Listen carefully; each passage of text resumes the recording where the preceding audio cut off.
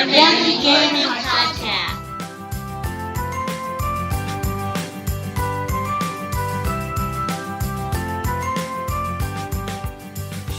Hello, everybody, and welcome to Engage, a family gaming podcast. This is episode 103, and I am your host, Stephen Dutzman. As always, this week, I'm joined by my lovely wife, Jenna. Hello.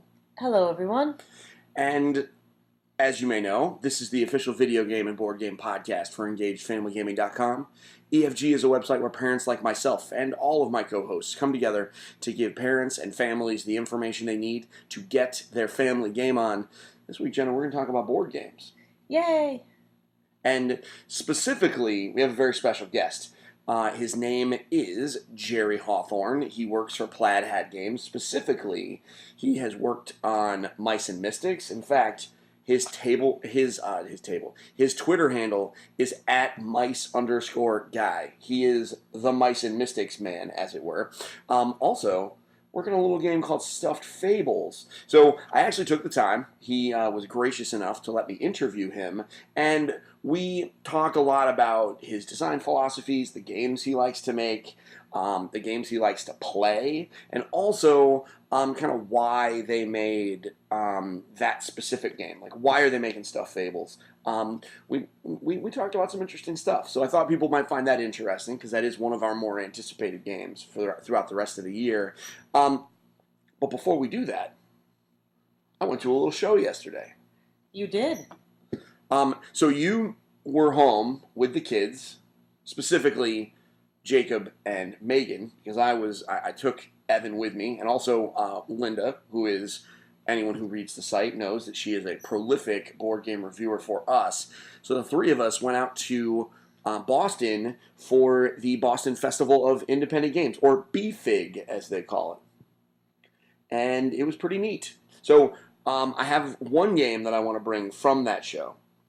And I'm going to bring that to Around the Horn. But before we go, I want to talk about BFIG a little bit. Is that okay? Sounds good to me. So BFIG has been around for a while. It's run at MIT, the Massachusetts Institute of Technology. Funny story, they hold it in their athletic complex. So there is both a video game, they call it a digital, and a tabletop showcase. The digital showcase, all of that is upstairs on their indoor track, which is a huge space. So it's perfect. The floor is terrible on my feet, though. I don't know. One would think that a track would be better for that, but what are you going to do? And the tabletop showcase is downstairs in what I believe is like a hockey rink, but I'm not sure. There's obviously no ice. So that'd be a clue, and that'd be awkward. It'd be weird, but it's a huge event put on by a. Specifically, it was organized by a gentleman by the name of Tim Blank, and they do a lot of stuff. I mean, it's a big deal. There must have been thousands of people there, and they are the reason I like going there. I've gone there 3 of the last 4 years. The reason that I like going there is that you never know what you're going to get, because you're going to see games that are finished products that are going to be out there. Like, I played Dragoon there the first time. Right. And you're going to see student projects that are literally games from people in their game design program who are just getting feedback at a festival as part to like up their grade. And they have no interest in selling this game. They have no interest in doing a Kickstarter or finding a publisher. You're just kind of playing a thing and everything in between, which is super interesting. And some of the projects that you see, especially on the digital side, are crazy.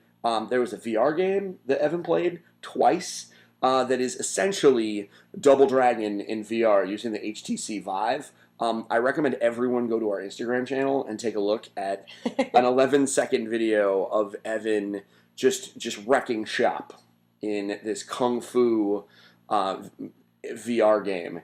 He has officially played more VR than anyone else in our family. Yeah, yes he has.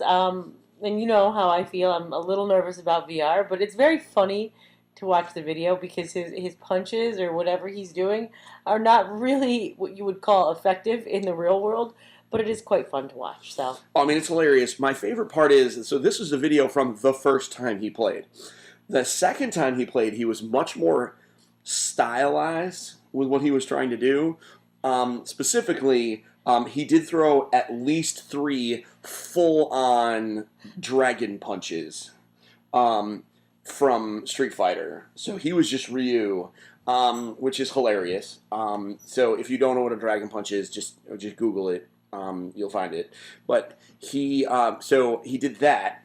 The other thing he did was, you're fighting these like mannequins. They kind of look like the robots in iRobot at some parts. And one of them, he punched a bunch and it fell over, but it was still kind of awake. And he gave it like this casual backhanded slap that was just such, like, right out of a real action movie. Like, the enemy just stood up like, oh, I'm going to get you. And he just, at his waist level, just a little casual backhanded slap to the robot, and it just fell over. And I was watching with a bunch of people who were waiting in line, because obviously you're waiting in line to play this game, and everyone was amused at this 11-year-old kid that was into it. The developers loved it, because they, up to that point, they didn't have a lot of kids use it. So that was neat. But that's beefing. We're going to be talking more about the games. There are a ton of games that we played. So we're going to be talking more about those things in the coming weeks. I didn't want to take too much time away from Jerry's interview as we scheduled things out. So that's just kind of the way that everything fell. So we're going to talk about the games that we played on the next podcast.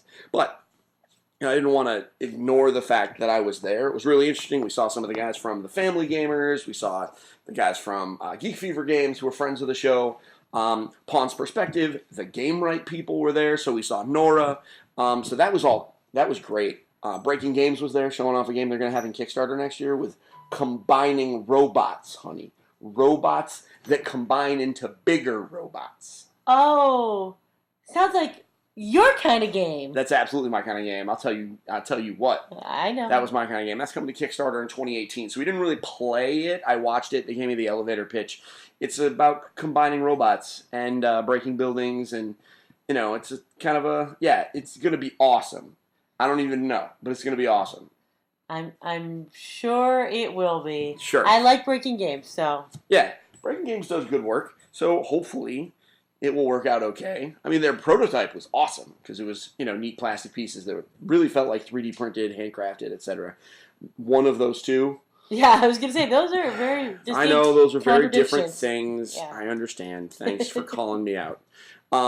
So It's my job. it is your job. That's why you're on the show. So that was beefing. We're going to talk more about those games.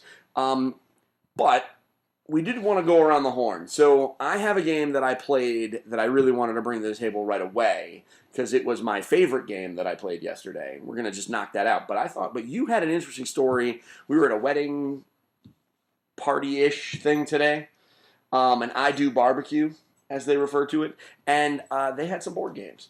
And specifically, they had Spot It, and our kids had a throwdown. They did. So we have talked about Spot It before. We've played Spot It many times. It's probably been downstairs in the basement where all our board games are for about a year, or maybe a little less, untouched. Our daughter used to love playing Spot It when she was 3, 4. But, we made accommodations, made it a little easier for her. She picked up on it pretty quick, and she was, fast, but not like, super fast or superhuman fast. Shopkins Spot It was her favorite. The one that we picked up today was just regular old Spot It. And we played all 4 of us. It was the 3 kids and myself. And, regular rules that passed out the card, flipped over the card, went for the matches. She was lightning fast. And she was making matches before any of us even saw them. Now, I'm not saying this because I want to be like the bragging mom talking about my daughter. I'm saying this because I was so impressed with how the foundation of playing games has honed those skills for her, and how it was just kind of instinctive and intuitive, and she trounced us. Jacob and I were left out in the cold. Her and Evan were tied at the end of the game, and they had a lightning round basically to see who won, and she won. Fair and square, no accommodations made, no cheating, no nothing. She just was that fast with calling out the matches that she saw on the cards. It was It's pretty impressive, and I really do credit the foundation that she's gotten of playing games and honing those, you know, I don't know if they're not really hand-eye coordination skills, a little bit, but more like those that reaction time and that perception and the ability to be able to pick up those matches and see it so quickly. And this is why we do this. This is what we're here for, is to give kids skills. They really can learn things from playing games. It's not just sitting there and having fun. I mean, we had fun, but there's more to it than that. And I was just really impressed. It kind of struck me today that this works. Well, yeah, and you know what? The other thing, because I was sitting visiting with people while you were playing this game.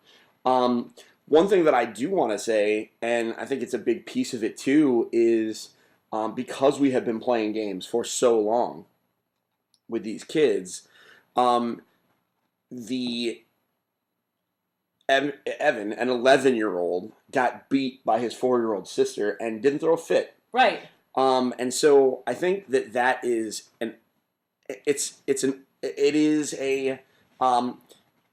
those types of things and those types of lessons don't get talked about a lot. But one of the advantages to playing board games and video games and playing competitively with your children is that they know they're going to get beat sometimes. They're not going to be the best at everything that they do. Right. And while you want your kids to be confident, you want them to, try their best, and you want them to believe in themselves. But there's something to be said about knowing that sometimes you're just going to get got. Right. Sometimes it's bad beats, right? Sometimes it's beyond your control, but sometimes you just got. And they got by a 4-year-old at Spot It, and they didn't throw a fit, they didn't quit, they didn't flip the table. They just said, "All right, fine, whatever, I'm out." They got beat, and I think that type of sportsmanship is important because there are a lot of kids that don't know. They get into grade school, they get into middle school, and they get cut from the basketball team, and they don't understand, right? And then they freak out. But these types of things teach them some of those important lessons. Yeah. And it was a $6 card game. Right. Like, the fact, and it a little bit of time playing it with them. And there you go.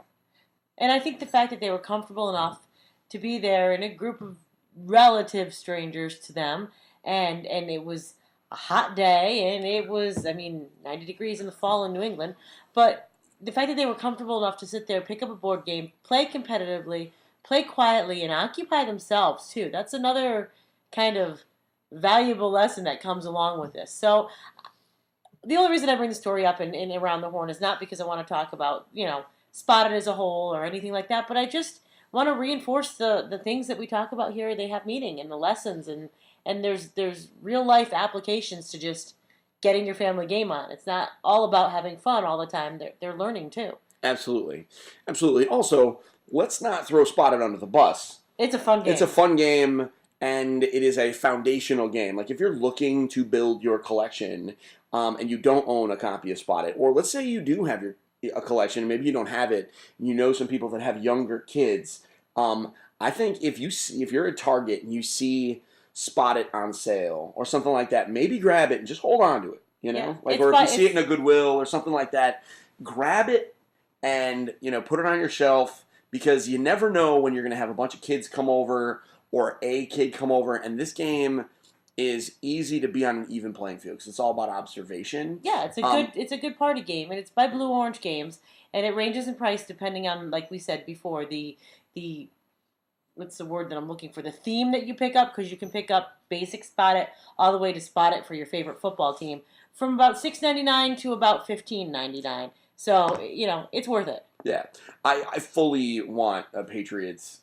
Spot It just so I can have like Gronk on there. That probably doesn't exist. No, it doesn't exist like that. They're football and sports and equipment and helmets and stuff like that. I know, but I want Gronk in my board. I want a Rob Gronkowski board game. We have 3 different copies of Spot It in our basement. Oh, probably. Maybe 4. And it's possible we'll end up with more over time. So what are you going to do?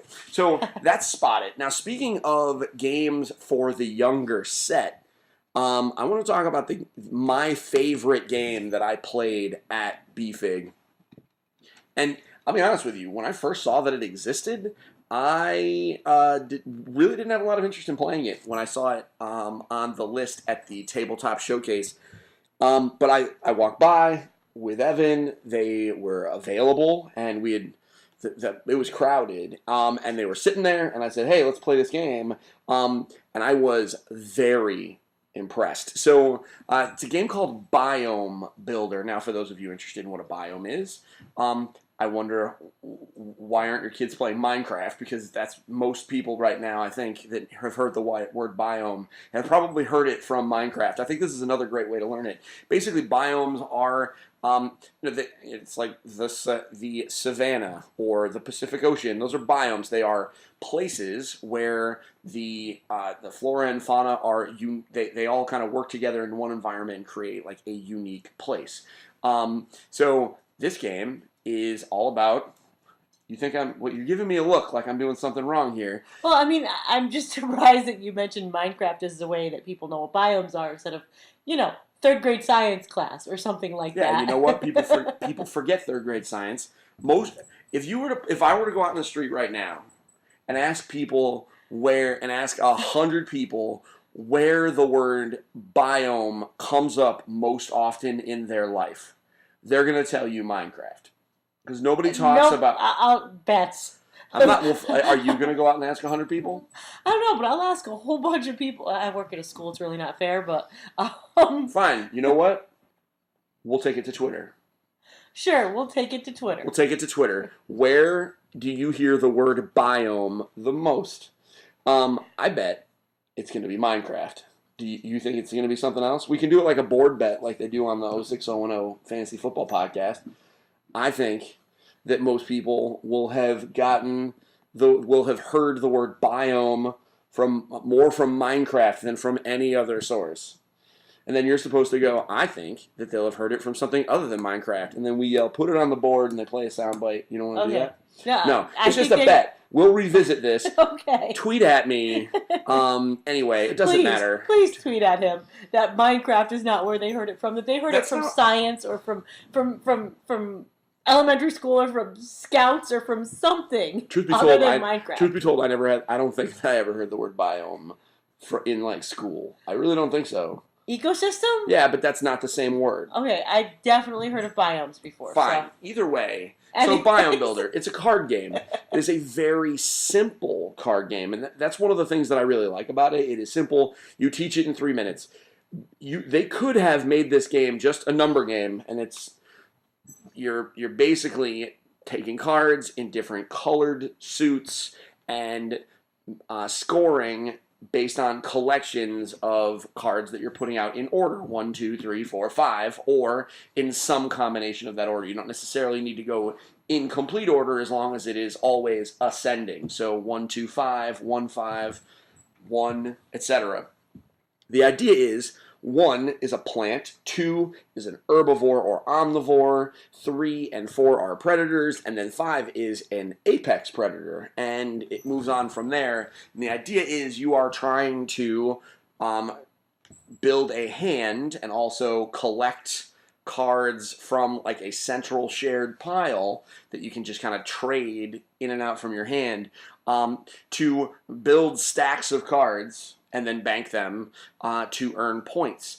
And what's interesting is all of these cards have different real, actual animals that were researched by educational experts and scientists in these biomes to kind of create this game. And there are 4 biomes in the game. The American Prairie is one, the Pacific Ocean is another, the Amazon Rainforest is a third, and then the Sahara is the 4th. Right. And the cards are bright and colorful. The animals are actual animals, and they have really cool like pictures of the real animals on them, which I think is very neat. And it's super fun. We played a very quick game with Noelle, who is one of the she's the inventor, but she's also one of the developers that kind of help polish everything. It's really neat. I like the fact that there's actual events that can happen that are like real world events that can affect everybody and change how you play your decks and change how your collection factor goes on. So there's like climate change, there's invasive species, there's Yeah. things like that. I think that's pretty cool. Essentially, this is Migration. exactly. This is a game that, on a very high level, kind of reinforces the way that ecosystems and biomes work. You have the first thing as part of an ecosystem is you have plants that, through photosynthesis, draw power from the sun. Then you have herbivores that eat those plants. Then you have predators that eat those herbivores. Some of those predators will not only eat the herbivores, but will also eat the plants. Those are omnivores, followed by predators who eat those things, and then followed by, at the very top, an apex predator or multiple apex predators that do not have any predators of themselves directly. So at a surface level, it really kind of just shows you how those patterns work. This isn't necessarily going to be used in like a college level science class, right? This is definitely aimed at grade schoolers. I would say this is perfect in an elementary school classroom to reinforce what they're actually, going through and learning. No, this is perfect in an elementary school classroom. This is perfect for homeschoolers, right? Trying to reinforce the way that different environments work. Because it is, or it maybe even not even as a way to reinforce it, but as a way to just illustrate it or introduce those concepts. Introduce the concepts, yeah. And then you can discuss it, because at the end of the game, you have these stacks of cards that are food chains, and you can talk about how they work. Kids know how animals work. They've seen them. They know that a mouse is going to eat the grass, and then a wolf will eat the mouse. They can talk about that and just go through the chain. So I really like this game. It was successfully funded on Kickstarter earlier on this year. They're going through their Kickstarter fulfillment now. However, if you go to the Biome Builder website, so just Google up Biome Builder, you can pre-order because they are going to sell it. They said that they had some interesting plans as far as where they were going to sell it. This is they saw this as a game that would be really great in like museum gift shops. Absolutely. And things like that. And I agree 100%. I look forward to getting our hands on a copy of this and playing it, because I think that the kids would love this. This is a game they can play independently. I think this is a game they could play even, I think even Megan could play some of this. If you take out the event cards, this could be played by any kid that knows colors and numbers. So I think that's super awesome. So that's Biome Builder. There's really not much else to say. It is very cool. The people making it are very nice, which certainly helps, at least from our perspective. So, keep that in mind. Very cool. So that's Around the Horn. We, like I said, keeping it kind of simple this week. Next, we've got a Kickstarter Spotlight. We've got 3 games that I wanted to bring to the table this week. The Kickstarter Spotlight, it's pretty straightforward. We've done this before. We're going to try and do this every week as part of the podcast. We're going to bring some Kickstarters that are currently active or coming to a close that we are interested in or excited about, or that we think maybe deserve a look. The first one, Jenna, you found this one. They had been reaching out to us before, but you had seen this one and were interested in it. It is a game by Foxtrot Games. They're the folks that did Lanterns. And so you were interested in a game called Spy Club. Yes. So what do you think about Spy Club? Tell me all about it. Okay, so it's according to the Kickstarter, a replayable legacy-like game where players work together to find clues and crack a case. Unique stories emerge every campaign.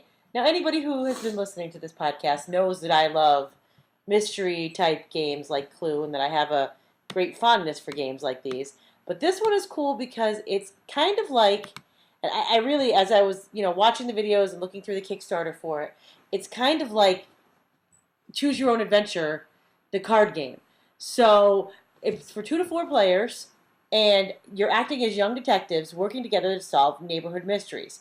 So as you go through, there's unlockable content and a replayable campaign format. So you go ahead and you deal out your cards that are double-sided.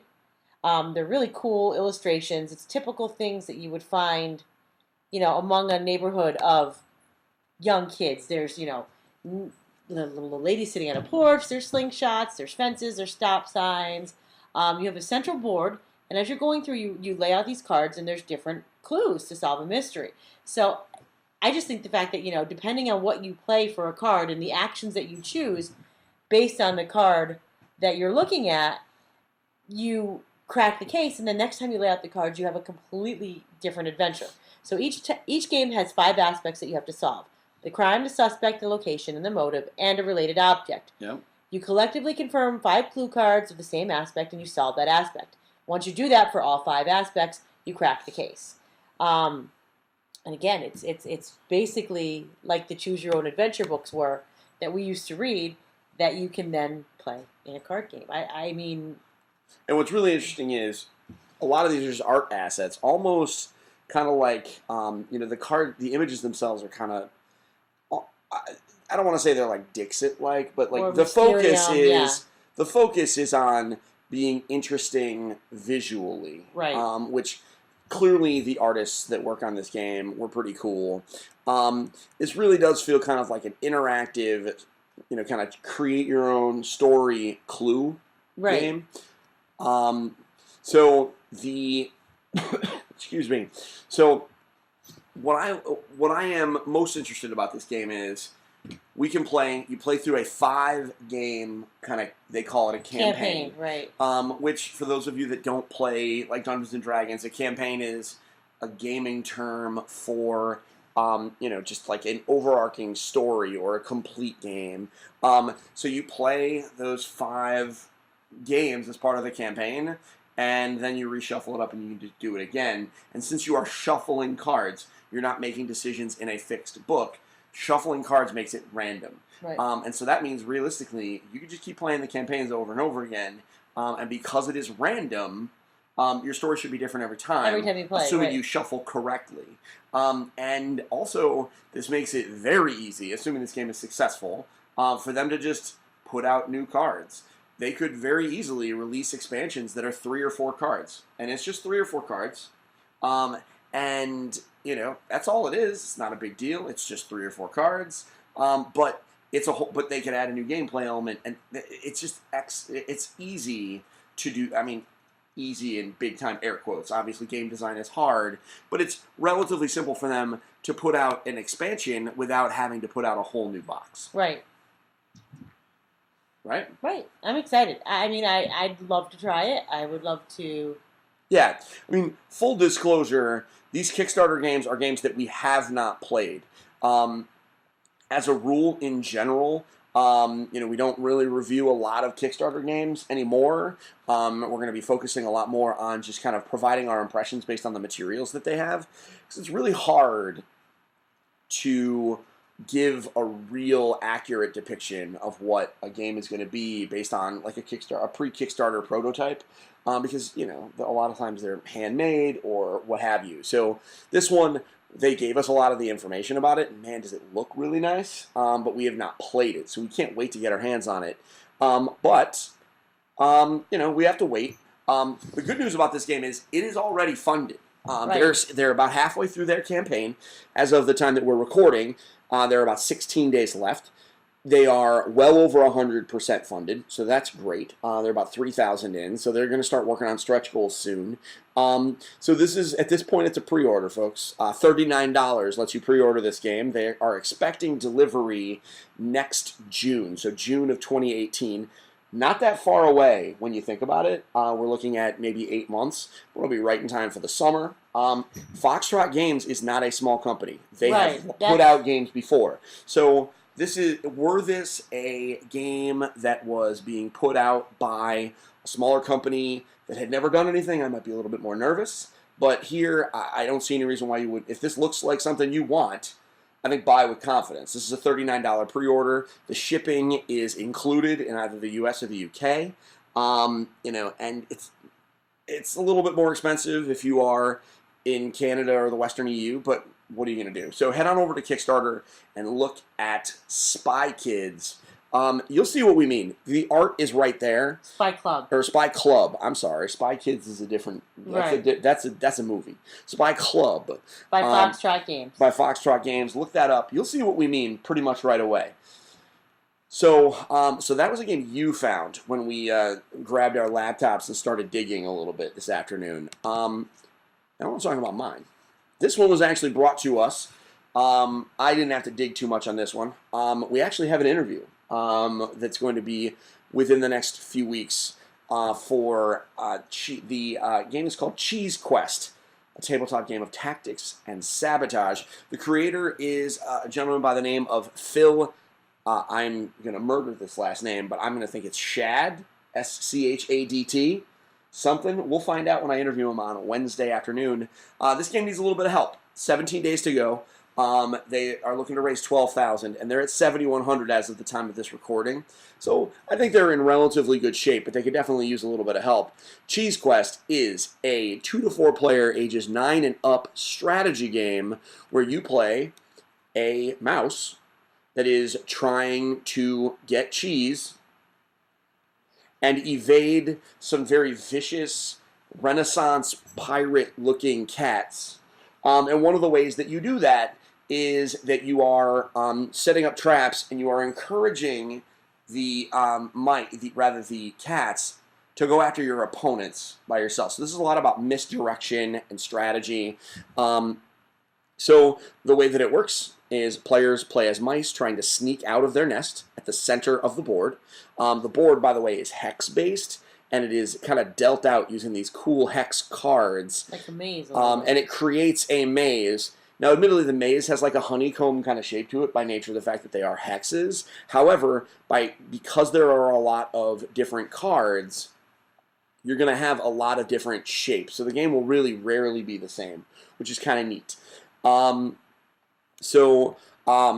Players are trying to sneak out, pick up cheese, and bring it back.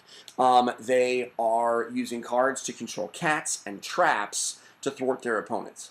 You get 3 actions. You can use them. You can move your mouse token. You can pick up cheese. You can draw cards. You can play cards, or you can disable obstacles. So that's 5 actions, not 3. No. There are 5 possible actions, of which you can only do 3 of them. Okay. I love games like that.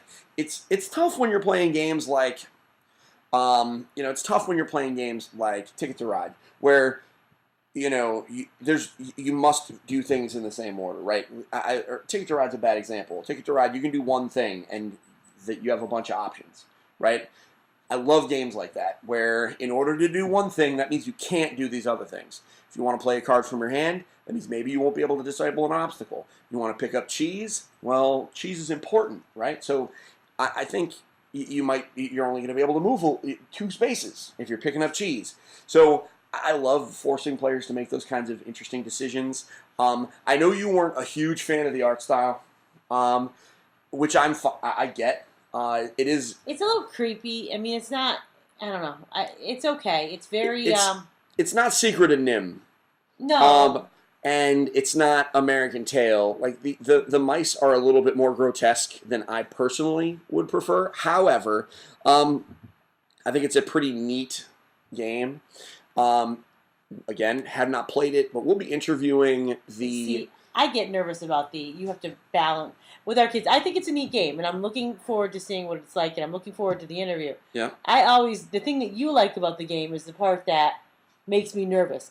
You have to balance between making progress yourself with your cheese and sabotaging your opponents, and that part is challenging, and that's something that we haven't talked about in a while with the kids. But how do you balance that? Do you go out and sabotage them? Are you the bad guy? Are you the troll? Are you the one who goes out and does that, or are you the one who just tries to make progress and is nice to everybody? And this is one of those games that we do this like when we play with your mom. She always has a hard time initially being the bad guy. And then all of a sudden, it's like a surprise when she turns around and she's like, sabotage, sabotage, sabotage.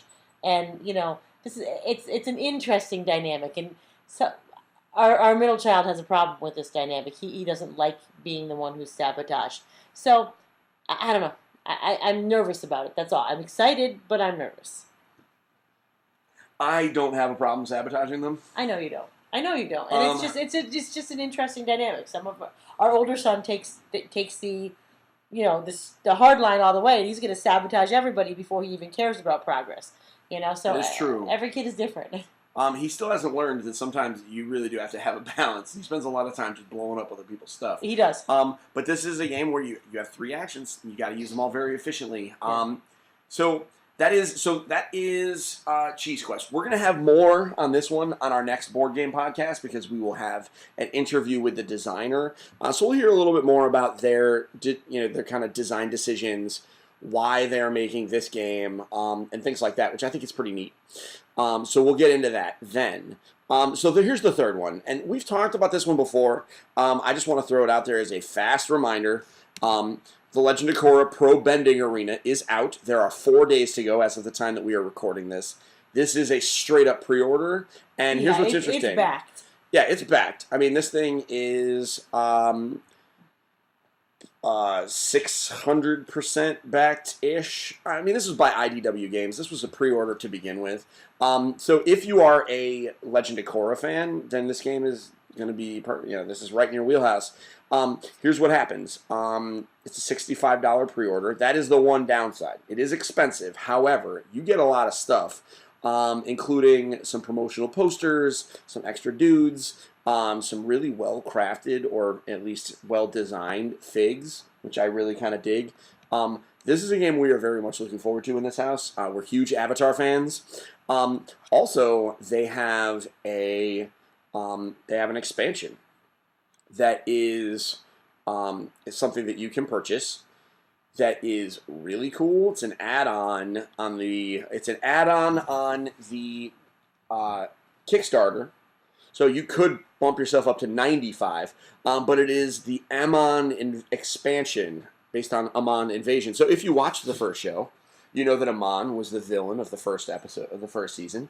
I will not spoil it, but it turns out he's not a very happy guy. Spoiler alert. That's all I'm going to say. He's not a happy dude.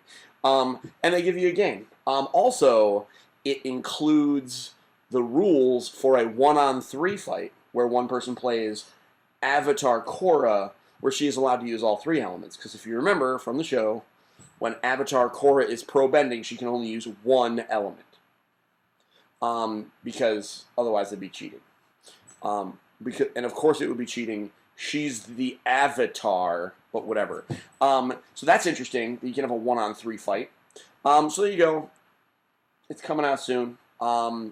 This is a pre-order. This is a very divisive one too. People either love the idea of it or hate the idea of it. Yeah, pretty much.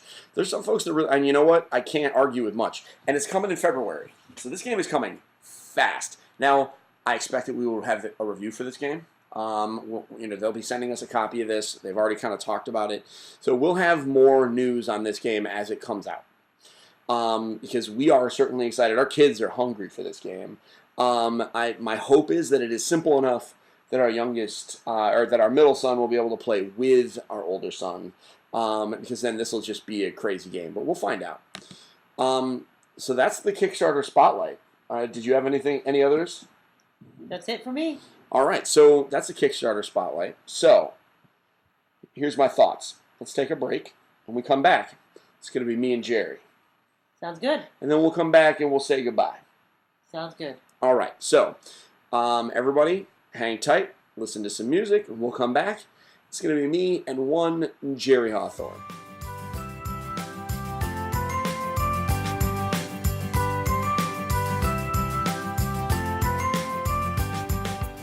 Well, let's just start with the questions, because sure. The main reason why we're talking today is because you guys just made that crazy announcement at Gen Con, the Stuffed Fables. I'm saying it right? I'm not overthinking this. It's That's Stuffed right. Fables. All right.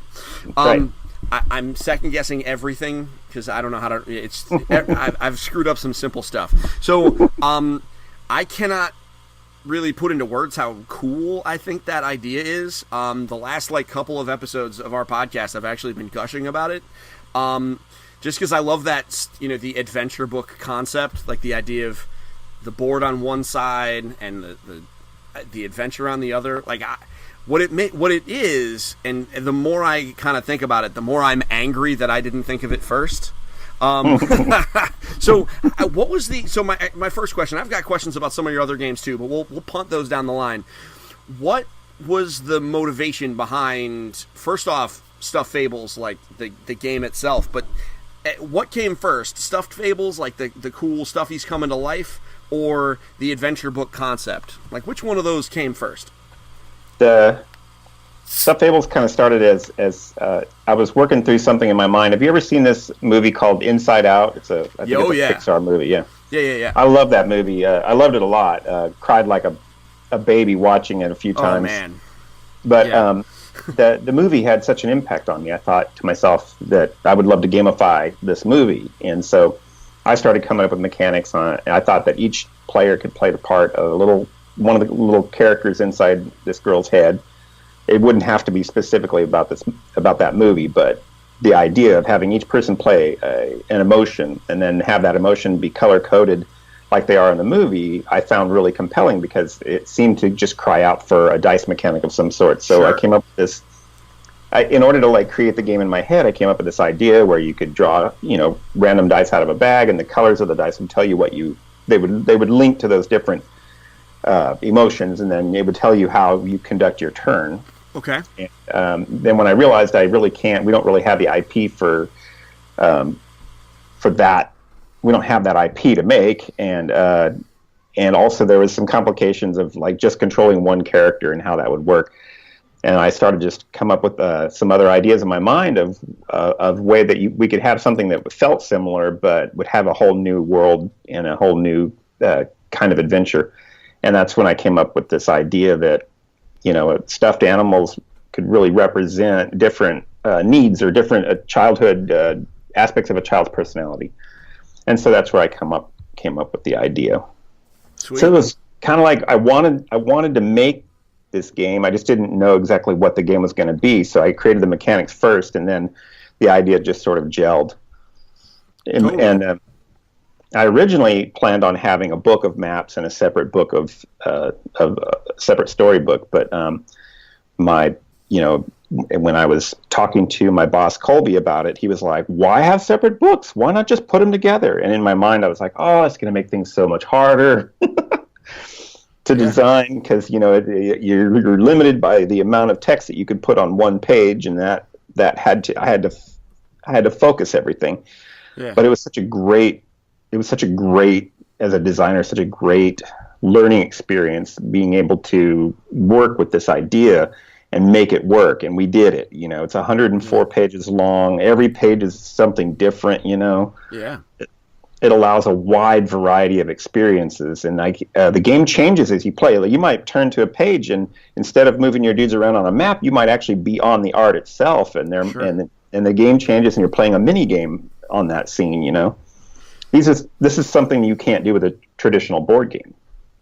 Absolutely, that's one of the first things I noticed, and when I started thinking about it, like, it really did feel, it looked unique. Obviously, I have not played this game myself. Very few people have. That will change in the future. I guarantee that. So just the idea of, the spiral binding, right? Like such a simple little thing opens up such design possibilities as far as even like the logistics of that. I could only imagine, as someone that deals with layout and publishing, and like whoever did the layout for them, man, you gotta buy them a pizza, because I could only imagine that it was just a giant headache getting everything to fit just right. It is. I don't recommend it. It's not the easiest to approach, but the results are just tremendous. It's so worth it. When I saw the big book for the first time, all put together and everything, I knew that they were really onto something there. Yeah, and what so the excuse me. So I apologize. I should be more articulate, being that I'm a radio host, but it's been an adventure today. So clearly people already, like, people on the internet kind of got really excited. Even my little tweets about your game have gotten a lot of traction. Everybody's talking about it. A lot of buzz coming out of Gen Con. So, and one of the things that struck me reading through hashtags and, reading other stuff, people's replies to you, is that a lot of people really kind of attach themselves to the different stuffies, which makes total sense, because they are, everybody has a favorite toy from their childhood. So, which of those is your favorite? Which one's you? I guess those might be different questions. Yeah, those are different ones. I really like Piggle quite a bit. Piggle is every character has like something that they're good at, and they have a colored dice that they work with. And Piggle works with the purple dice, which are luck. So Piggle's the lucky one, and she's the one that you want to bring on your adventure, or you want to have a player play her, a player that really enjoys being everybody's lucky charm, because she can really manipulate the purple dice quite well. So, and her personality is all about being upbeat and positive and, just happy-go-lucky, and I really dig that. Sure. All right. Full disclosure, I liked the elephant tank. Yeah. I'm looking forward to being a stuffed elephant and just whacking some dudes, and I don't know why, I just really loved the simplicity of that fig, and just being like, hey, I'm just a stuffed elephant, but I'm a tank. I'm gonna get in there, to defend people, defend my charge, as it were. It does not hurt that as this was being announced, that same weekend, because we didn't make it out to Gen Con, unfortunately, but that same weekend we were shot. We were not to move our daughter from a crib to a big girl bed, but she's in a toddler bed right now, so we were shopping for a real bed for our soon-to-be 5-year-old daughter. So needless to say, I was a mess just thinking about this, reading the description on the Board Game Geek page. Awesome description of this girl, she's losing the protection of her magical crib, and she's growing up, and the stuff has got to come together. I'm getting teary-eyed just reading it, because I'm a mess. Well, that's what it's designed to do. It's designed to make parents or adults feel sentimental and nostalgic. Yeah. And for kids, it's just an imaginative and an adventurous adventure, but there's a lot of layers to it. Yeah, absolutely. I am super excited. So you said it's 104 pages. Now, I seem to recall, because I read a bunch of your tweets. So there are how many different stories within that first book? There are 7 stories. Okay. And, with basically 3 different endings for each one. So I'm not good at math, but that seems like a lot of different game experiences you can have making changes and choices. So what was the process of, kind of writing some of those stories? Obviously, we don't need to go into spoilers because story is important, but what was the process? Was it almost like writing a novel for you, or do you have a lot of experience with choose your own adventure novels from your own childhood? Well, I've always loved choose your own adventure novels, and I've actually had even a chance to be a playtester on one of them some years back. So I've been a member of a choose your own adventure community for quite a few years, but it's kind of hard to do a choose your own adventure board game because you're limited in different ways that a book really isn't limited. So when I write my stories, especially for writing for Stuffed Fables, I had to break the story up into roughly equal 90-minute segments, and each of those segments has to be broken up into pages that are individual scenes. So it has to kind of flow from one scene to the next. Each scene has to be roughly 15 minutes long in gameplay time. And so you see there's a framework here that I'm working with. And I use a variety of different apps to piece out, all the different connections between my storylines and stuff. But essentially it's chunking everything down. You chunk the story down into 90-minute segments. You chunk the 90-minute segments down into 15-minute segments, and that's basically what you end up with.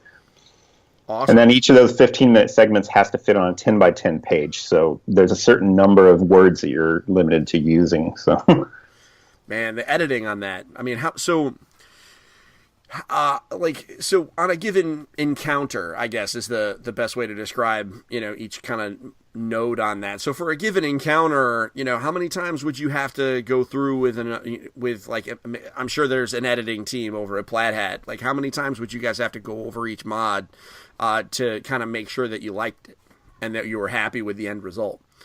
Well, I didn't really keep track, but a bunch. But there's you get used to it after a while. What I did is I wrote the first night, basically.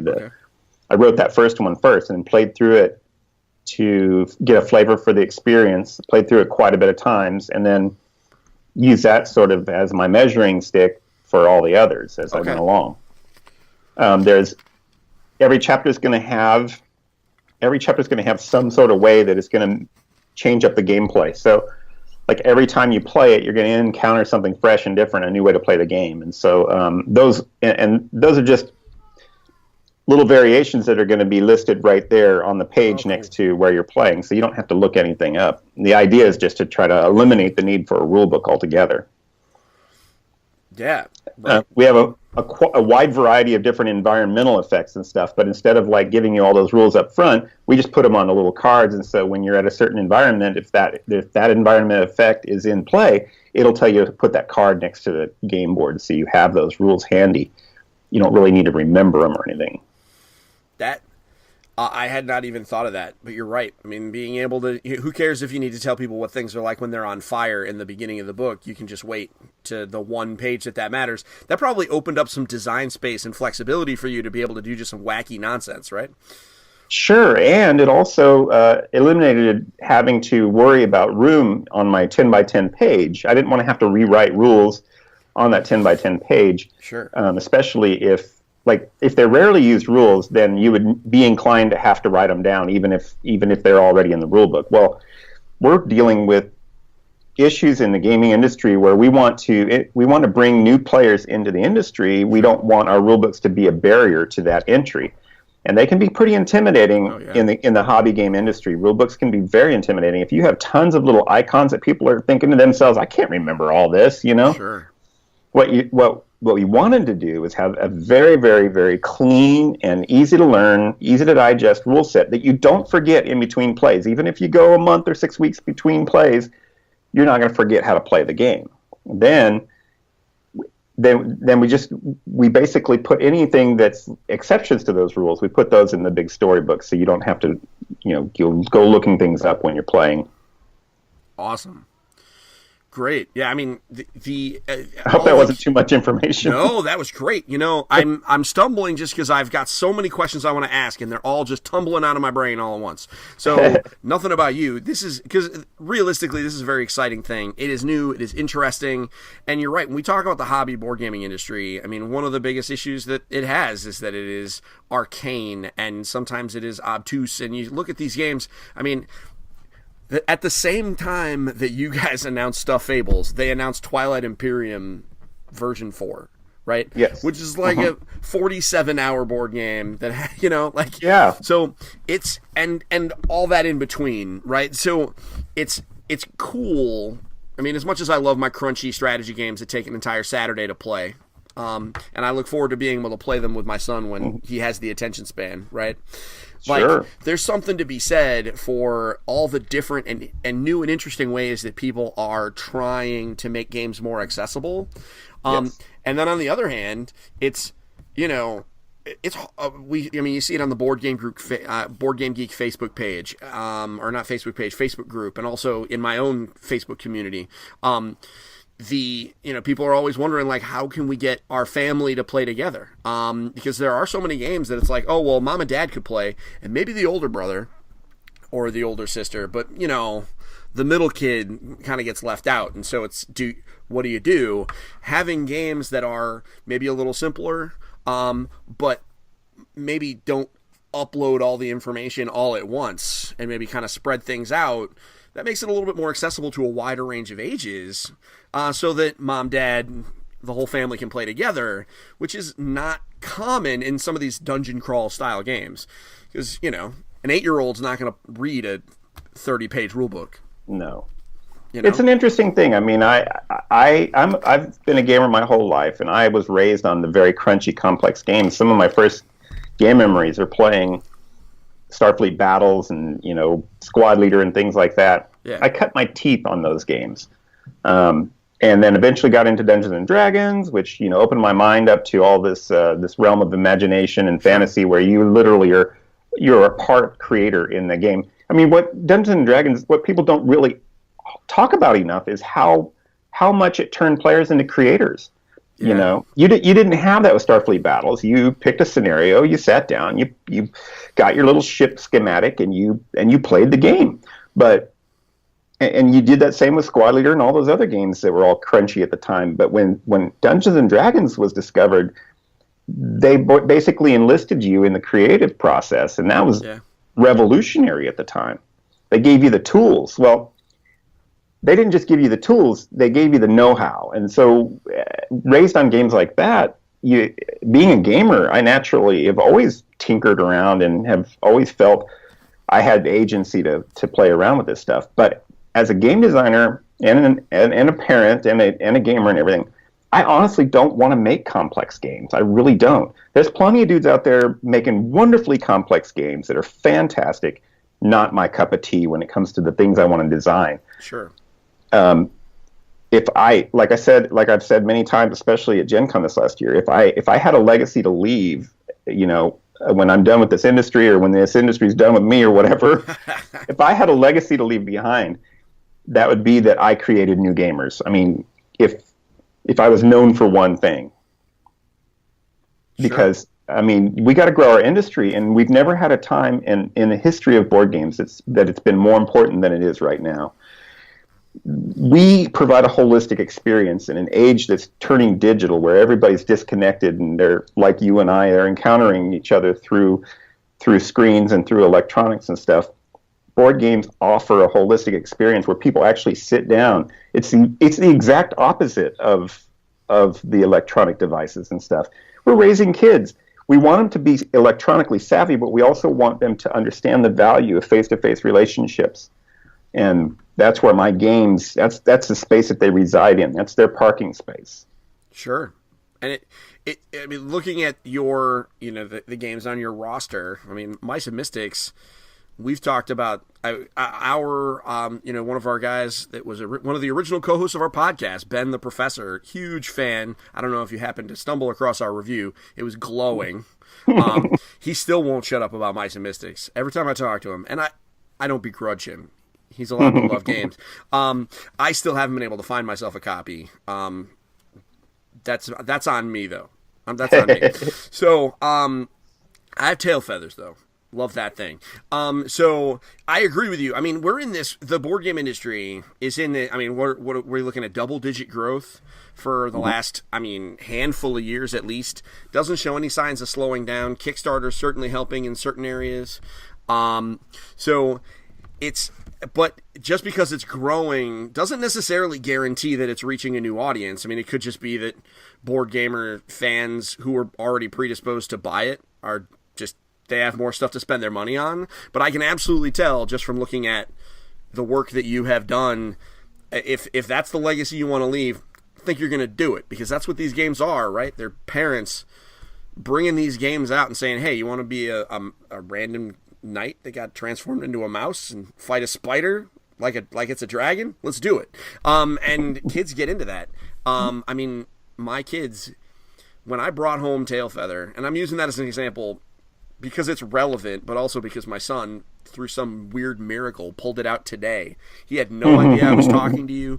I promise you. And he pulled out Tailfeather and was, messing around and trying to figure out the flight patterns and, obviously plotting a strategy to crush me later, as an 11-year-old would do. And, he wouldn't have done that if it, I mean, he might not have been really particularly interested in board games if there wasn't like some hook that made it interesting, and a hook that made it interesting that was also attached to a game that he could understand, because, he likes spaceships and he likes Star Wars, but if I sat him down at like Star Wars Rebellion, his eyes would they would gloss over, right? Like you and me could rock that all day and we'd be fine. We'd just be a couple of nerds going nuts.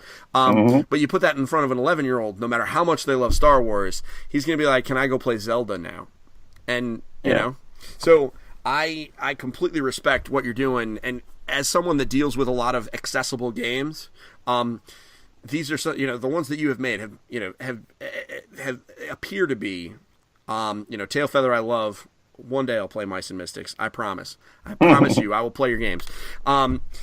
They certainly have captivated their niche. I mean, Ben, the professor, man, him and his kids were playing that game like every weekend.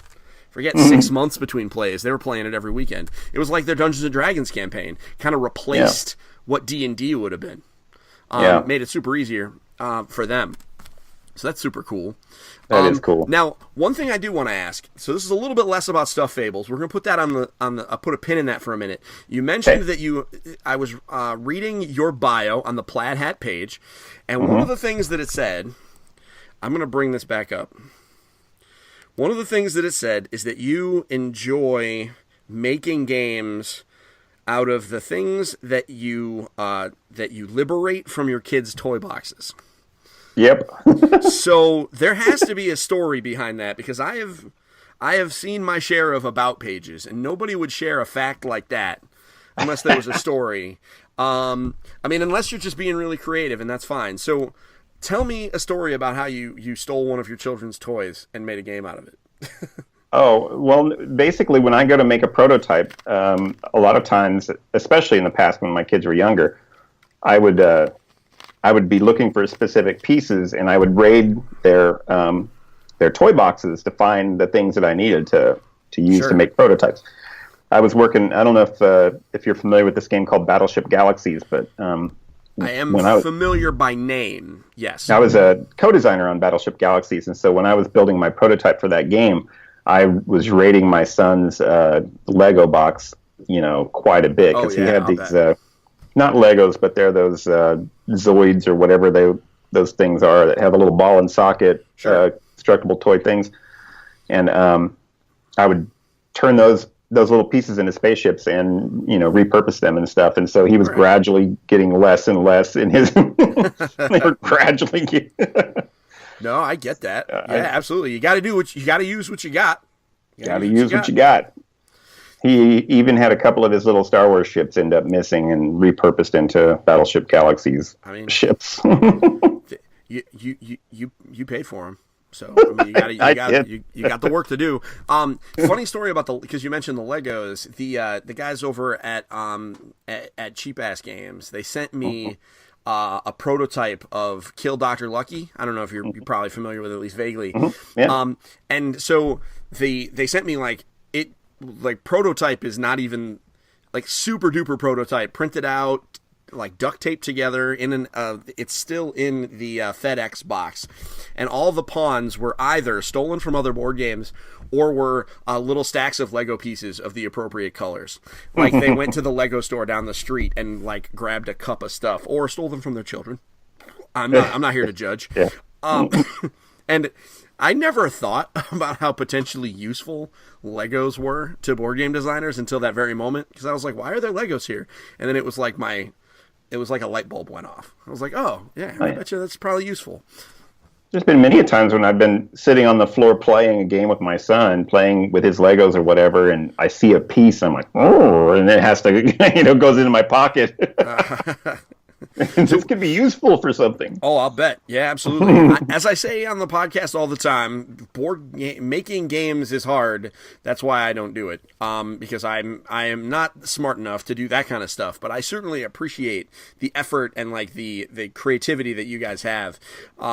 It just boggles my mind, the idea of being able to just kind of look at a pile of things and being able to make a game or part of a game out of it.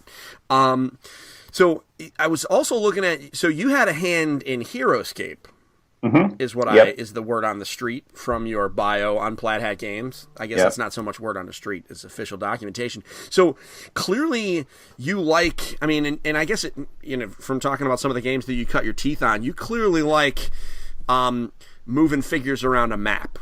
I do. I like to have sort of a connection to the gameplay that's part visual, Okay. So card games, I enjoy card games, but they don't do it nearly as much for me as, actually having something that's sort of simulating a three-dimensional kind of thing. Okay. I love dungeon crawls and any kind of game like that, dudes on a map kind of stuff.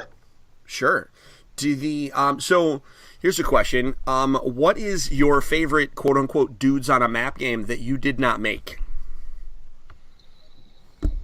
Let me think about it. On the spot. I didn't prepare you for that. Nope, didn't prepare me for that. A dudes on a map game that I did not make that I like. Golly, you're too busy. They don't let you. Do they let you play games? Or do they just kind of... Kemet was probably the last one I played. Which one? Kemet, I think. Kemet? No, I haven't heard of that one. What's that one like? It's pretty cool. You're like, it's ancient Egyptian mythology kind of stuff, and you gotta check it out. It's pretty neat. It has some of this really cool mechanic where you're drafting these different abilities for your units and stuff, and it's pretty cool. Nice. Well, I will absolutely take a look at that. So, excuse me. We did get some questions. I asked in my Facebook group for our website. For those listening, if you're curious, that's engagedfamilygaming.com/community. And so some of the questions that I got, we've already talked about. But so somebody read your bio also and said that one of the things that you like is luck, which is something that a lot of game designers kind of poo-poo. And, sometimes it obviously doesn't work in your favor when you're playing games. So what are your thoughts on luck? Because there are a lot of people that like design specifically to just remove luck as much as possible. There are some gamers out there that refuse to play games if they feel like luck even matters. And, sometimes, and I can say, I play Dungeons and Dragons. Luck is a huge portion of that. You roll a d20 and see what happens. Where do you fall on that? So what do you mean? Sure. Well, first of all, just so you know, right off the bat, I think there's enough room in our hobby for all different tastes. And so I don't really carry a judgment against somebody who doesn't like luck. If they don't like luck, that's just a matter of taste. Sure. But I think it has to do with the way different people approach games. Some people like to have a mental challenge where they are putting their mental faculties up against somebody else, and they love a game of competition. Okay. For me, I like the surprise that luck brings about, where you have situations that you have to overcome that were only put into place because of the random luck that happened, and how you emotionally overcome that is more important to me, I think, and I respond to that better than just always having some sort of mental challenge. Okay. Does that make sense? No, it does. For me, it feels like I feel like when I'm playing games that don't have luck involved, when there's no dice or anything like that, it feels like for me it's like I'm in control. And so to a degree, adding a luck element kind of puts the game in another person's hands, even if that person is like this, invisible, the fates, as you will, that type of thing. Absolutely. And I guess there are some days where I just don't want to deal with that. Absolutely. It comes down to an emotional thing, I think. It's like, just that emotional tolerance of luck is difficult for some people, I think. Sure. Sometimes, though, it's nice because then if you lose, it's not your fault. You can just be bad beats. What are you going to do? And therein lies another thing about luck that I like, is that it's sort of it's a great way to even the playing field, so that sure. You can have luck take the place of lack of skill or strategy, and so somebody can be lucky in a game and they can win where they wouldn't normally have had the chance to win. And that's really good when you're talking about father-son gaming or parent-child gaming. Absolutely. Things like that, where you have different skill levels, but they're competing in the same game. And luck is a nice way to mellow that out, to smooth that out. Sure. No, I agree. I agree with you. As somebody that, when I'm playing a game with my 8-year-old, like if we were playing just a straight strategy game, like a pure strategy game like chess, I have more experience with it. I've done it more. I would, by default, I should win. With the, when we're playing games where we're rolling dice, there's more than one blowout, and it's not just dice. We play Magic. You shuffle the card. You shuffle in the cards. If it's random, it's random. Sometimes just bad beats just let them go right to a win. And man, especially the younger kids, they don't necessarily. It doesn't make a difference to them. Like, it's still a cool victory. It still keeps them engaged, which is something How do you feel as an adult when you get beat by a child and luck was the culprit? Does it make you feel? When you get to see your child win, a legitimate win Yeah. in a game that had luck. So you know that luck was a factor there, and I mean it creates a feel good experience. I Absolutely. think in these certain situations in the realm that I work in game design, where I park my car, luck is a very very big important part of what I do. It's a tool that I use. Sure. Absolutely. I mean, sometimes all it takes is one. For me, I remember the experiences that I had that have kind of formed my tastes. And sometimes it was just a cool moment. You know, I play Dungeons and Dragons because I remember that one time I was playing with my friends and we had a cool storytelling moment. And now I'm an old man and now I play Dungeons and Dragons and I want to share that with my kids. And it's because of that one or two moments. And so for me, if it's a matter of, you know, watching my kids roll dice or draw cards and you know, luck plays a role in them having that moment that they'll remember that kind of forms their taste, I am all in. I am, with that said, you know, I encourage, you know, if I'm going to beat my kids, I'm going to beat my kids, you know, in games. Mm-hmm. Wow, I need to phrase that better. If I'm going to defeat my children in the field of battle in games, I'm not gonna let them win. But some of these catch-up mechanics and things like that, I mean, they get to have those cool victory moments, just like I would. And so I absolutely love it. And I actually encourage people. I mean, I go to conventions and, you know, I'm there when people are like, oh man, this is luck. There's too much luck here. That's garbage. And I'm like, well, I mean, dude, I mean, I get it. You know, do you. I mean, you got your money. You can buy whatever you want, but that doesn't mean it's objectively bad. It just means you don't want to drop your money on it. So yeah, I mean, you can't. That's where I draw the line, is when somebody starts to, like, you know, criticize something for a very intentional tool that I use. If it gets criticized for that as being, like, you know, trashy game design or something like that, that's where I have to, like, draw the line and just say, hey, it's not fair, really. Yeah, no, I agree.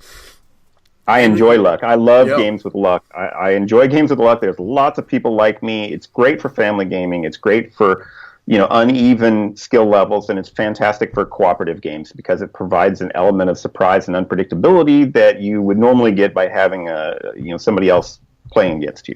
Absolutely, it's a great tool. Absolutely, I agree with you. I thought it was interesting that the bio on the page specifically called it out. But now that I have spoken to you, I'm not surprised. It makes sense because it's a big, you know, it's a big piece of what you do. I mean, well, it's not something I hide. I put it on my bio because I want people to know that this is an intentional thing that I do. This is done with intention. It's not some sort of, you know, like, goofy thing. Yeah, no, it's not just some byproduct that just was like, well, I guess we'll just leave that in there. This is me. For me, game design is part technical, but it's mostly an expression. It's the way I express myself, and so my games are going to have story. They're going to have luck. They're going to create an experience. Some of the things that they might not do is they might not have heavy strategy elements where, you know, you're spending a lot of time thinking. It's mostly going to be about the experience of playing through story and making memories with your friends and family. Sure. Well, I certainly love that. So, speaking of making memories with our friends and family, so we got Stuffed Fables. That's the next big thing. Do you know yet, or can you say, like, is that coming out this year? Did I read that? Is that 2017? It's a Q4 2017 release. All right. So now you know how everything from shipping and all this stuff works. So we don't have a specific date in the Q4. So it's still, right now, as far as we know, it's just Q4 2017. Fair enough. So Q4, I mean, it's not a digital game. So, because we cover video games too. So for those listening that are maybe a little, obviously, video games, once they're done, they hit a button, it's up on an app store, you can just download it. Obviously, board games are a little bit more complicated, especially board games that have miniatures, that someone has to make those things. Yes. Well, we had the miniatures, you know, done and ready for manufacturing some time ago, but the board game industry is interesting because, you know, so many things are created overseas, and so they have to be shipped, and shipping containers have different priorities that they go in, and Oh yeah. There's rules and laws involved, and then you have to bring them into these different countries, and you have to go through customs, and there's an undetermined amount of time that customs will take going through this stuff. So it's a lot more than just hitting a button and sending off a digital file. Oh, absolutely. The logistics. One of these days, I'll get around to talking to somebody that really like manages some of those logistics. Just because I am so curious, I can imagine that it is a nightmare. But one of these days, I'll talk to somebody that can explain to me exactly the quagmire that you guys navigate on a daily basis, trying to get these games into our hands. So we know Stuffed Fables, Q4, or if shenanigans happens, maybe a little bit after that. We know it's not 2019. This is imminent. It's happening. So that's great. And so my next question is this the end of the line then for like Mice and Mystics and Tailfeather, or is there maybe more coming for those down the line, or can you not say anything? It's fine if you can't. I understand how NDAs work. Well, I'm not forbidden to say anything. I would be forbidden to say any specifics, but I'm not forbidden to talk about, our plans and our dreams. But no, the answer is Mice and Mystics is not dead. We plan on doing some more stuff for Mice and Mystics. We are doing Stuffed Fables right now because I feel like it solves a lot of the logistics problems of Mice and Mystics itself. Sure. We have a situation where I created a game that is a linear story that you play through. So you play through the base game and then you play through the expansions in order. The problem is that people in their busy lives and all the different games they have, it takes people a while to work through all that. Yeah. And so I've been designing other things like Tailfeathers and Stuffed Fables but the storybook. The adventure book system that I created for Stuffed Fables would be a really, really nice fit for Mice and Mystics too. So these kinds of things might open up some more doors in the direction of Mice and Mystics and stuff, but it's not dead. It's in fact, it's doing really well. Great. So, and that was going to be my next question.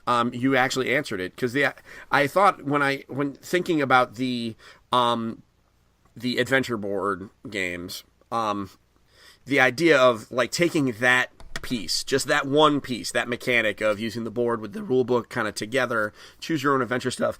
Because we had tweeted back and forth a little bit about how one of the things you really liked about it is that it let you use like one-shot set pieces, or it let you actually come up with a setting that didn't even need its own board.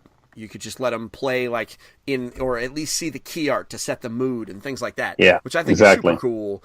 I actually set to myself, and there will be content coming out later where I'm putting my wish list on and like think about all the other places that I wish could actually do that, because I think that's just fascinating for everything. And Mice and Mystics was one of the places where I was like, man, they got all these.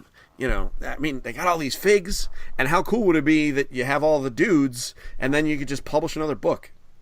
I mean, obviously, it's not that easy, just publish another book. You'd have to write it and whatever. But, like, being able to publish another book and not have to sell all the figs to go with it and all the cardboard and all that other stuff, it just seems like that was a reasonable idea. I'm sure somebody smarter than me thought of it already, but I just am excited about the idea of, you get these figs, and then instead of having to buy a whole new boxed expansion, I can just buy the book. And it's my understanding is selling books is cheaper than selling board games.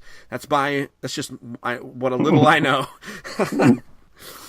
I don't know. The big 104-page spiral-bound book is no cheap component. That's for sure. Oh well, no, absolutely not. But I'm sure it is less expensive than a 104-page spiral-bound book plus 3 or 4 dozen miniatures just by default. You don't have to do 3 or 4 dozen miniatures, and you guys don't mess around with your minis. I mean, that's the reality is because the professor and I, we watched Tailfeather specifically as it moved through the process of, like from reveal to, all the prototypes. I mean, you guys did a great job. Your PR team did an awesome job with the slow drip reveals. It was almost, Magic the Gathering, right? Like where you get like these little drips and drabs of information as the game goes. And I watched, I mean, you guys don't mess around with your minis. So clearly being able which is great. I mean, your sculptors just are super cool. I mean, the level of detail, man. I spend a lot of my interviews gushing, don't mind me. Because first and foremost, I am a fan. That's why I run a fan website. So, you guys don't mess around. So, R&D for those can't be cheap. Because I'm sure you have very talented artists that work on that. Is it somebody in-house that does it, or do you guys outsource? I mean, well, for the Mice and Mystics, we have a local guy, and who's a close friend of ours, and he's been with us for some years, and he does all the sculpting for the Mice and Mystics. For Stuffed Fables, now that we're with Asmodee, North America, we are moving into digital, and so we had a digital sculptor named Edgar do that sculpts for Stuffed Fables, and they are absolutely gorgeous. I mean, oh man, they are just absolutely gorgeous. They're gonna be so fun to paint. Oh man, yeah, that's what I keep saying. I keep looking at. I'm like, all right, this is going to be the game where I'm finally going to sit down with because my wife is a super talented artist and painter, etc., and she's wanted to sit with me and do that project of painting a set of minifigs. And this is what happens every time I settle down on, okay, we're going to do this. And we're going to paint these minis, and we'll have this one be our first real project. Something else comes up. So first it was, okay, well, clearly we got to do Mice and Mystics. We'll buy that. We'll be fine. And then Tailfeather came, and I was like, all right, well, we got to do this. And then it was Myth, which is a game that was a Kickstarter and blew up like crazy. You're probably familiar with that. Sure. And we were like, we'll do some of those, because obviously you can't paint all of them. It would take forever, because the Kickstarter blew up, and there's 5,000 minis sitting in a box in my house. And then just during Gen Con, I saw the announcement for the new Star Wars Legion game. I don't know if you saw that. And I was like, all right, you know what? We've got an 8-year-old and an 11-year-old boy who love them some Star Wars. We could get these. We could paint up Darth Vader and all that, and that would be fun. And then not an hour later, while I was catching up on all the announcements on Board Game Geek, etc., I saw Stuffed Fables, and I was like, whoa. So now it's funny you mentioned painting it, because that's I want to just the level of creativity and having the kids pick what colors we're going to make the different stuffies, and oh man, it's going to be so cool. It's going to be so cool. I am so glad that I had an opportunity to talk to you. I apologize for all the hiccups. I'm glad we finally were able to connect. We sent a very scathing letter to our internet provider after last week. Apparently, most of the state was down intermittently. Oh, wow. Well, at least that had them, obviously. Yeah, it was really weird. My parents live about an hour and a half away, and they had the same problem. But our next door neighbor had no problem. I guess I should have just gone to our neighbor's house with my laptop. So it has certainly been a pleasure, Jerry, talking to you on the show today.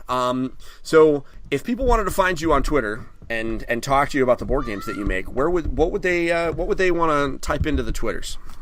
My Twitter handle is mice_guy, GUY. Is that inspired by anything? No. I'm a mice guy. All right, fair enough. Fair enough. I'm guessing we're not talking we're not talking like computer mouse. I think we're probably all right. I'm being dumb. That's a bad joke. If anybody can't figure out why you're a mice guy, then I guess they weren't paying attention. So it's kind of a play on words, because everybody says I'm a nice guy. So all right. Well, fair enough. I agree with the people that say that you're a nice guy, because you put up with my shenanigans for 2 weeks while we tried to make this interview happen. Sir, I really appreciate you taking the time to be on our podcast. We will definitely have to talk at some point down the line, perhaps after I've played Mice and Mystics, and so we can chat about my experiences with that, and I'll ask you all sorts of stuff. And obviously, I'm going to be playing stuff. I'm going to play the crap out of Stuffed Fables. That sounds so cool. So we will talk about that. Awesome. So it has been a pleasure. You have yourself a wonderful day, folks. This has been an episode of Engage, a family gaming podcast. We hope you enjoyed listening to it as much as Jerry and I loved recording it.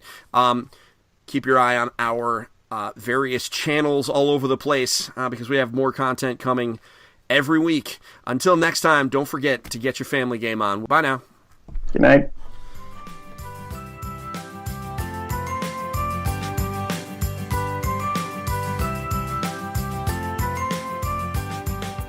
All right, everybody, thank you very much for giving that interview with Jerry Hawthorne a listen. And also, thank you for listening to this week's episode of Engage, a Family Gaming Podcast. We'd like to thank you for listening to Engage, a Family Gaming Podcast this week. We hope you enjoyed listening to it as much as we enjoyed recording it. We'll be back next week for more discussion on video games. Specifically, honey, guess what was this week?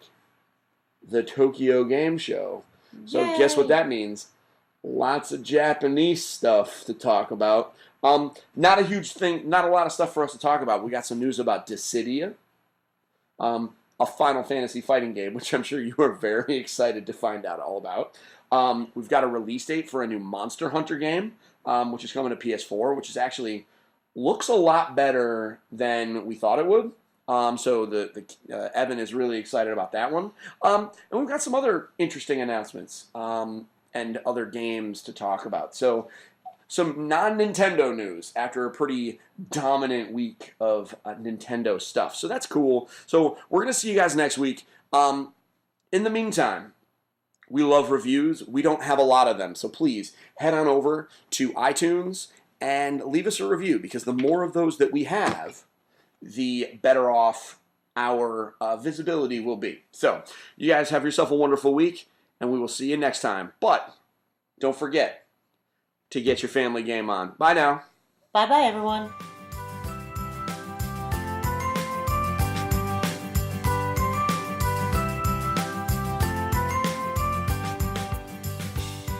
Thank you for listening to Engage, a family gaming podcast. Thank you for listening. Thank you for listening to